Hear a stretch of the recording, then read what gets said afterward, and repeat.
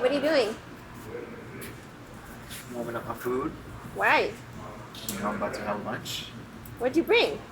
Home cooking. Yeah, who made it? You or your wife? Well, I was about to lie some meat. You made your wife make it and she's pregnant? Yeah. Wow. You know, she loves me. Done with you? G. Pay. Act like you know, don't act like you slow. You ready? Let's get it. You don't want to get in the mix, I'm about to stir up some trouble. Went from skipping rocks on the puddle to defining my hustle. Where niggas was when I was helping selling hats at the swap. Physically I'm free, but mentally I'm trapped in the box.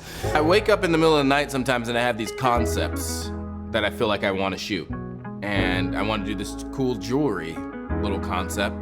And I wanted to shoot in the loft in LA. And I had been talking to Jude about wanting to shoot with her for a while, because we just haven't shot in a little bit. And so I was telling her like, yo, what should we do? I was like, I want this jewelry thing. And I was like, I need a model. And she started sending me all these different models. And I stopped on this one girl named Mary, and she was just awesome. It's one thing to work with someone that looks the part, but it's another thing to work with them and to have that energy and to have their personality be awesome. We shot it all in LA, in the loft, all this really awesome jewelry, and Mary just stole the show. I'll never forget like bringing the footage back to HQ and then loading it in the server. And then I think I saw it up on JT's monitor. He was pulling frames and it was just phenomenal to see this still of just Mary looking dead on at the lens. And Katie also edited this one, and she put this like just gorgeous edit together.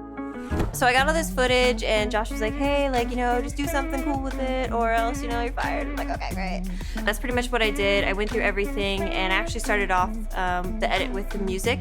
That's how I start off a lot of my edits. So I listened to a bunch of tracks from our sound guy, Egon. We make our own music in-house. We're not looking for music in other places. And when that comes together with the edit, and everything is literally original. The concept's original, the footage is original, the music's original, the edit's obviously original. That like does something unique that a lot of people just aren't doing. I just started like cutting stuff, like this looks good, this looks good, this looks good.